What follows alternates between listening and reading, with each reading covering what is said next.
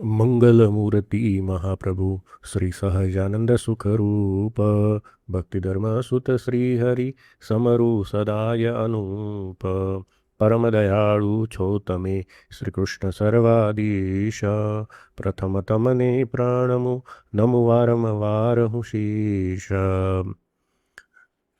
સર્વ હરિભક્તોને આજની મોહિની એકાદશીના જય સ્વામિનારાયણ।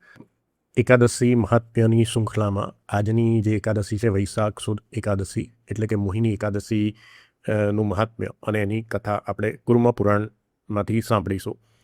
ઘણા લોકો મોહિની એકાદશી માં મોહિની અવતારની કથાને જોડતા હોય છે, પણ કુર્મ પુરાણમાં બીજી કથા આવે છે, એટલે મોહિની અવતાર જોડે આ મોહિની એકાદશી જોડાયેલી નથી। મોહિની અવતારની કથા સમુદ્ર મંથન વખતે જે દેવતાઓ અને અસુરો વચ્ચે અમૃત માટે જે લડાઈ થઈ હતી, અમૃતની વહેંચણી કરવા માટે ભગવાને મોહિની અવતાર લીધો હતો, એ કથા આપણે સાંભળેલી છે। પણ મોહિની એકાદશીની કથા આ કુર્મ પુરાણમાં થોડી અલગ છે, તો આજે આપણે એનું શ્રવણ કરીશું।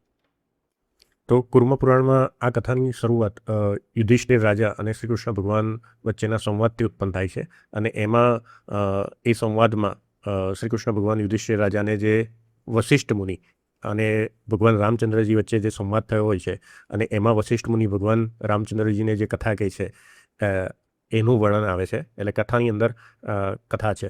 કથાની શરૂઆત એવી રીતે થાય છે કે યુધિષ્ઠિર રાજા પૂછે છે, હે શ્રી કૃષ્ણ, વૈશાખ મહિનાના શુક્લ પક્ષને વિશે કયા નામવાળી એકાદશી થાય છે, તેનું શું ફળ છે અને તેનો શું વિધિ છે તે મને કહો।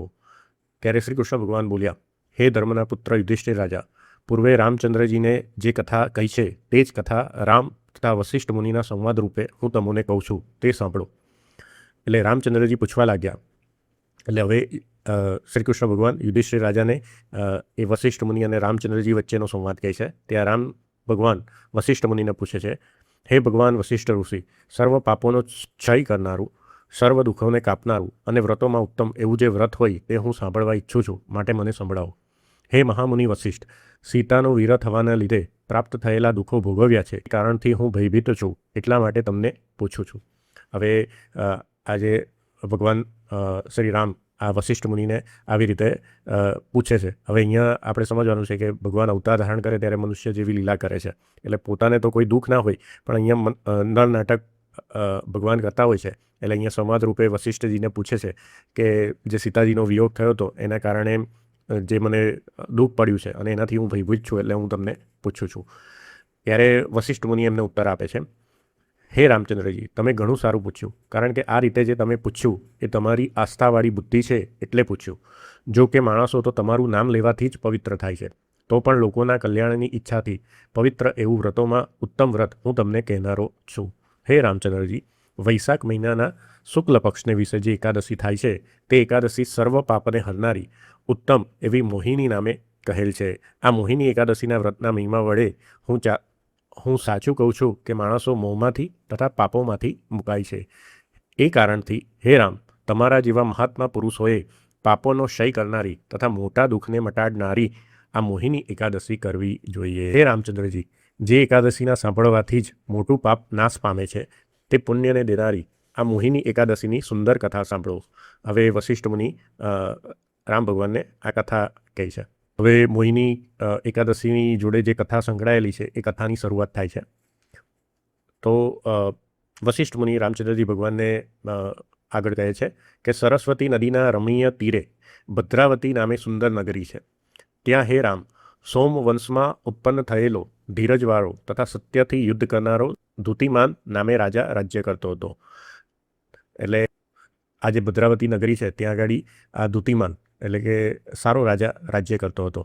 હવે ત્યાં આગળ એક વૈશ્ય રહેતો હતો, એની ચર્ચા આવે છે કે ત્યાં ધન ધાન્યની વૃત્તિવાળો, પુણ્ય કર્મને પ્રવર્તાવનારો, પ્રપા એટલે કે પાણીનું પરબ સ્થાપનારો, સદાવ્રત આપનાર, તળાવો ખોદાવનારો તથા બગીચા બંધાવનારો ધનપાલ નામે પ્રસિદ્ધ વૈશ્ય વાણિયો વસતો હતો।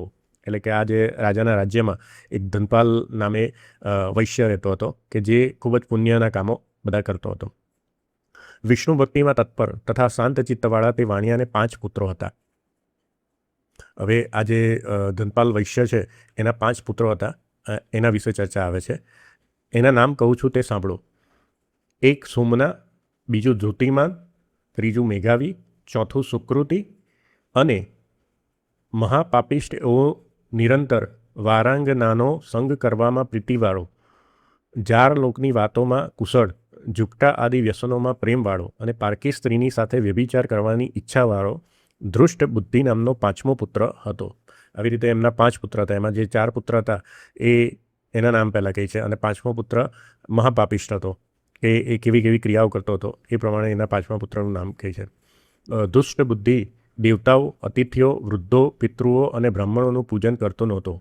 વળી અન્યાય કરનારો, દુષ્ટ મનવાળો, પિતાના દ્રવ્યનો ક્ષય કરનારો, અભક્ષ્ય વસ્તુને ખાનારો, પાપીઓ, હંમેશા મદિરા પીવામાં પ્રીતિવાળો, વૈશ્યાના કંઠમાં હાથ નાખીને ચોટા બજારમાં ફરનારા અને ભ્રમિત થયેલી દૃષ્ટિવાળા તે દુષ્ટ બુદ્ધિને તેના પિતાએ ઘરમાંથી કાઢી મૂક્યો અને સંબંધીઓએ, કુટુંબીઓએ પણ ત્યાગ કર્યો. એટલે કે આ પાંચમો જે પુત્ર હતો એ આવી બધી ક્રિયાઓ કરતો હતો, જે પાપ કર્મ, એટલે એનાથી કંટાળીને પિતાએ અને એના સગા સંબંધીઓએ બધાએ એનો ત્યાગ કરી દીધો. એ રીતે કરવાના લીધે, અર્થાત ઘરેણા આદિ દ્રવ્ય વૈશ્યાને આપી દેવાને લીધે ધનરહિત થઈ જવાથી ગણિકાઓએ પણ નિંદા કરીને તે દુષ્ટ બુદ્ધિને કાઢી મૂક્યો. એનું પતન કેવી રીતે થયું? પિતાએ અને સંબંધીઓએ ઘરમાંથી કાઢી નાખ્યો, એટલે એની સંપત્તિનો પણ નાશ થયો. અને સંપત્તિનો નાશ થવાથી પછી જે ગણિકાઓ જોડે ફરતો હતો, વૈશ્યાઓ જોડે ફરતો હતો, એ લોકોને તો ધનની જ આશા હતી, એટલે એની જોડે હવે ધન નહોતું, સંપત્તિ નથી, એટલે ગણિકાઓએ પણ એનો ત્યાગ કરી દીધો.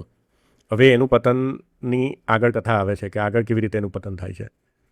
તે પછી વસ્ત્ર વગરનો અને ભૂખ તરસથી પીડાતો એવો તે દુષ્ટ બુદ્ધિ ચિંતા કરવા લાગ્યો કે હવે હું શું કરું, ક્યાં જાઉં અને કયા ઉપાયથી મારું નિર્વાહ ચલાવું. એ રીતે વિચાર કરતા એવા તે દુષ્ટ બુદ્ધિએ તે જ શહેરની અંદર ચોરી કરવા માંડી. તેથી રાજાના નોકરોએ તેને પકડ્યો તો ખરો, પરંતુ તેના પિતાની મોટાઈથી અર્થાત આબરૂથી છોડી દીધો. પાછો તે જ નગરમાં ચોરી કરવાના લીધે રાજાના નોકરોએ કેદ કરી પાછો છોડી મૂક્યો. એટલે વળી તેને પાછી ચોરી કરી. તેથી દુષ્ટ બુદ્ધિને પકડી બેડી નાખી. વારંવાર ચાપખાનો માર મારીને કહ્યું, હે મંદબુદ્ધિવાળા દુષ્ટ બુદ્ધિ, આજથી તારે અમારા દેશની સરહદમાં રહેવું નહીં.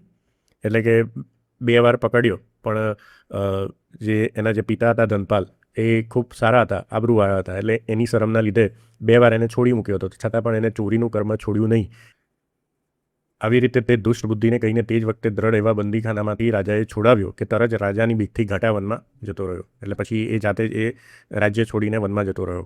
તે વનમાં ભૂખ અને તરસથી પીડાયેલો તે દુષ્ટ બુદ્ધિ અહીં આણી કોર તેની કોર દોડવા લાગ્યો. એટલે કે અહીંયાથી અહીંયા રખડવા લાગ્યો અને સિંહની પેઠે પશુઓ, સુવરો તથા મૃગો અને ચિતળા મારવા માંડ્યો. સદા માંસાહાર કરવામાં પ્રીતિવાળો તથા વાંસા પર ભાથાને ધારણ કરનારો તે દુષ્ટ બુદ્ધિ ધનુષ્યમાં બાણ સાધીને વનમાં રહેતો હતો તથા વનની અંદર ફરીને 4 પગવાળા જનાવરોને, ચકોર, મોર, કંક તથા તેતરાદી પક્ષીઓ અને ઉંદરોને મારવા લાગ્યો. આવી રીતે પછી એ બધા પશુઓનો શિકાર કરવા માંડ્યો, હાથમાં ધનુષને બાણ રાખીને, અને માંસાહારી થઈ ગયો. પૂર્વજન્મમાં કરેલા પાપોથી પાપરૂપી ગાળામાં ડૂબેલો અને નિર્દય એવો તે દુષ્ટબુદ્ધિ હંમેશા ઉપર કહેલા પશુઓનો નાશ કરવા માંડ્યો તથા શોકને લીધે હંમેશા વિચાર કરતો એવો તે દુષ્ટબુદ્ધિ પૂર્વના કોઈ પણ પુણ્યની મહત્તાથી કૌંડિન્ય ઋષિના આશ્રમમાં આવ્યો. હવે આટલા બધા એના પૂર્વના પાપ ભેગા થયા હશે, પણ કોઈ એવું પુણ્ય હશે કે એ પુણ્યના પ્રતાપે એ આજે કૌંડિન્ય ઋષિ હોય છે એના આશ્રમમાં ફરતો ફરતો આવી પહોંચે છે. અને શોક કરવાને લીધે પીડા પામતો એ દુષ્ટ બુદ્ધિ વૈશાખ માસમાં ગંગાને વિશે સ્નાન કરતા એવા તપરૂપ ધનવાળા કૌંડિન્ય ઋષિના ટપકતા એવા ભીના વસ્ત્રના છાંટાનો સ્પર્શ થવાથી તરત જેના સર્વ પાપો, અશુભ કૃત્યો નાશ પામ્યા છે એવો તે દુષ્ટ બુદ્ધિ કૌંડિન્ય ઋષિની આગળ 2 હાથ જોડી ઊભો રહીને બોલ્યો. એટલે આ ઋષિના આશ્રમમાં આવ્યો અને આ કૌંડિન્ય ઋષિ ગંગામાં સ્નાન કરીને આવતા હોય છે, એટલે એમના ભીના વસ્ત્રો હોય છે અને એ ભીના વસ્ત્રોમાંથી એ ગંગાના જળનો સ્પર્શ થાય છે અને એનાથી જ એટલે ઋષિના તપના પ્રભાવથી અને એ ભીના કપડાના જે છાંટા છે એના પર પડતા એના બધા પાપો, અશુભ કૃત્યો નાશ પામી જાય છે. એટલે જ મહારાજે પણ વચનામૃતમાં આવા સંતોનો મહિમા ખૂબ ગાયેલો છે કે આવા જે નારદ સંકાદિક જેવા જે તપસ્વી સંતો છે એના પ્રભાવથી અથવા એના સમાગમથી તમારા અનેક જન્મોની કસર ટળી જાય છે. એટલે એવું જ આ દુષ્ટબુદ્ધિ જોડે બન્યું. હવે આગળ દુષ્ટ બુદ્ધિ આ ઋષિની આગળ 2 હાથ જોડીને ઊભો રહી ગયો અને ઋષિને પૂછવા લાગ્યો, હે બ્રહ્મણ, જન્મથી આરંભીને પાપ કરવાના લીધે મારી પાસે હાલમાં કંઈ પણ રહ્યું નથી, માટે તેવું પ્રાયશ્ચિત બતાવો. એટલે હવે એને આશા જાગે છે કે ભાઈ આ મહાન ઋષિ છે તો એ પોતાના પાપનો પ્રાયશ્ચિત કરતાં પૂછે છે કે ભાઈ મેં જન્મથી આરંભીને આટલા બધા પાપો કર્યા છે અને એ પાપ સિવાય મારી જોડે કશું રહ્યું નથી, તો મને એ પાપોનું પ્રાયશ્ચિત બતાવો.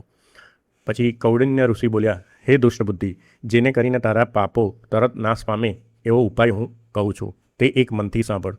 વૈશાખ મહિનાના શુક્લ પક્ષને વિશે મોહિની નામની પ્રસિદ્ધ એકાદશી છે. તે એકાદશીનું વ્રત તું મારા વચનથી, મારી પ્રેરણાથી, એટલે કે મારા કહેવાથી કર, કારણ કે આ મોહિની એકાદશી કરવાથી મનુષ્યના મેરુ પર્વત જેટલા પણ પાપો નાશ પામે છે. વળી એ મોહિની એકાદશી કરવાના લીધે ઘણા જન્મોથી મેળવેલા પાપો પણ નાશ પામે છે. મુનિનું આવું વચન સાંભળીને દુષ્ટ બુદ્ધિ મનની અંદર પ્રસન્ન થયો. એટલે આ કૌંડિન્ય ઋષિએ એને ઉપાય બતાવ્યો કે જે વૈશાખ મહિનાના શુક્લ પક્ષની જે એકાદશી છે મોહિની એકાદશી, એનું જે તું વ્રત કરીશ તો મેરુ પર્વત જેટલા પણ પાપો હશે એ બધા પણ નાશ પામશે અને અનેક જન્મોના પાપો જે ભેગા થયા હશે એ પણ નાશ પામશે. એટલે આ દુષ્ટ બુદ્ધિને એક આશા જાગી અને એ પોતે પ્રસન્ન થયો. હવે આ જે વશિષ્ઠ મુનિ આગળ જે કથા ચાલતી હોય છે, રામ ભગવાનને આ કથા કીધી, એમાં હવે આગળ વશિષ્ઠ મુનિ કહે છે કે અને હે રાજાઓમાં શ્રેષ્ઠ રામચંદ્રજી, કૌંડિન્ય ઋષિના ઉપદેશથી વિધિ પ્રમાણે તેને તે વ્રત કર્યું, તેથી પાપ રહિત થયો. દેવતાના જેવો દેહવાળો થઈ ગરુડની ઉપર બેસીને તથા સર્વ પીડાઓથી મુક્ત થઈને વિષ્ણુના લોકમાં ગયો. આ કારણે હે રામચંદ્રજી, સચરાચર 3 લોકની અંદર અજ્ઞાન તથા મોહનો નાશ કરનારું આ મોહિની એકાદશીથી ઉત્તમ બીજું કોઈ વ્રત નથી. એટલે પછી આ ખાલી એક જ એકાદશીના વ્રતથી અને એના પુણ્યના પ્રભાવથી આવું જે પાપી જે દુષ્ટ બુદ્ધિ હોય છે એને પણ દેવતાના જેવો દેહ મળે છે અને ગરુડ પર બેસીને પછી વિષ્ણુના લોકમાં જાય છે. કે મોહિની એકાદશીનું નામ મોહિની એકાદશી એવું નામ કેમ પડ્યું છે કે આ એકાદશીના વ્રતથી અજ્ઞાન અને મોહનો નાશ થાય છે, એટલે મોહિની એકાદશી આને કહેવાય છે. હે રામચંદ્રજી, યજ્ઞો, તીર્થો અને દાનો આ મોહિની એકાદશીના 16મા ભાગને પણ યોગ્ય નથી, એટલે કે એની બરાબરી કરી શકતા નથી. એટલે કે તમે યજ્ઞ કરો, તીર્થ કરો, દાન કરો તો પણ આના 16મા ભાગની બરાબર પણ થતા નથી. માટે હે રાજા, આ મોહિની એકાદશીનો પાઠ કરવાથી તથા શ્રવણ કરવાથી હજારો ગાયો આપ્યાનું ફળ પ્રાપ્ત થાય છે. હવે આજે આપણે કથા સાંભળી અને મહાત્મ્ય સાંભળ્યું આ મોહિની એકાદશીનો, એનો ફક્ત પાઠ કરવાથી કે શ્રવણ કરવાથી હજારો ગાયો આપ્યાનું ફળ પ્રાપ્ત થાય છે. આવી રીતે કુર્મ પુરાણમાં આનો મોહિની એકાદશીનો જે મહિમા અને એની કથા આવે છે એ અહીંયા પૂર્ણ થઈ. અને આ મોહિની એકાદશી જેમ આગળ મેં કહ્યું કે એનું નામ મોહિની એકાદશી કેમ છે, તો આ એકાદશીના વ્રત કરવાથી અજ્ઞાન અને મોહનો નાશ થાય છે, એટલે આનું નામ મોહિની એકાદશી છે. અને ઉદ્ધવ એટલે કે સ્વામિનારાયણ સંપ્રદાય અને બીજા જે પણ વૈષ્ણવ સંપ્રદાય છે એ દરેક લોકો એકાદશીનું વ્રત કરતા હોય છે. અને મહારાજે એટલે શ્રીજી મહારાજે સ્વામિનારાયણ ભગવાને શિક્ષાપત્રીમાં પણ બધા આશ્રિતોને આજ્ઞા કરી છે કે આ સર્વ એકાદશીઓનું વ્રત અવશ્ય કરવું. અને વચનામૃતમાં પણ મહારાજે સમજાવ્યું છે કે એકાદશીનું વ્રત કેવી રીતે કરવું, કે ખાલી નિરાહાર રહેવાથી એકાદશી ના થાય, પણ જે એકાદશીનો અર્થ છે મહારાજે વચનામૃતમાં સમજાવ્યો છે કે આપણી જે 10 ઇન્દ્રિયો છે અને 11મું મન, આ બધાને વિષયોમાંથી જે બહારના જે વિષયો છે, પંચ વિષયો, એમાંથી વાળીને એમાં એ વિષયો બંધ કરીને ભગવાનના વિષયોમાં જોડવી, એને જ મહારાજે એકાદશીનું વ્રત કહેલું છે. એટલે કે બધી ઇન્દ્રિયોને નિરાહાર કરીને પછી એ આહાર કયો કરવાનો, તો ભગવાનના વિષયોનો આહાર કરવાનો. એટલે કે ભાઈ આંખથી શું જોવાનું, આંખથી બીજા બધા દ્રશ્યો નહીં જોવાના, પણ આંખથી ભગવાનના દર્શન કરવા કે ભગવાનના મૂર્તિ સામું જોવું, બરાબર. પછી કાનથી બીજા વિષયો ગ્રહણ ના કરવા, પણ કાનથી ભગવાનની કથા સાંભળવી, ભગવાનના કીર્તન સાંભળવા, એવી રીતે મુખથી ભગવાનનું નામ સ્મરણ કરવું. એવી રીતે જે બધી 11 ઇન્દ્રિયો છે એને ભગવાનના વિષયોમાં જોડવી, એ જ ઉત્તમ એકાદશીનું વ્રત છે. અને આ મોહિની એકાદશીનું વ્રતનો મહિમા વશિષ્ઠજીએ રામ ભગવાનને કીધો, એમાં કીધું કે આ જે એકાદશીનું વ્રત છે એનાથી જે મોહનો નાશ અને અજ્ઞાનનો નાશ થાય છે એવું બીજા કોઈ વ્રતથી થતું નથી. આ રીતે એનો મહિમા ગાયેલો છે. તો આપણે પણ આ એકાદશીનું જે વ્રત છે એ મહારાજની આજ્ઞા મુજબ અને જે શાસ્ત્રના નિયમ મુજબ પૂર્ણ રીતે કરી શકીએ, તે જ ભગવાનના ચરણોમાં પ્રાર્થના. જય સ્વામિનારાયણ.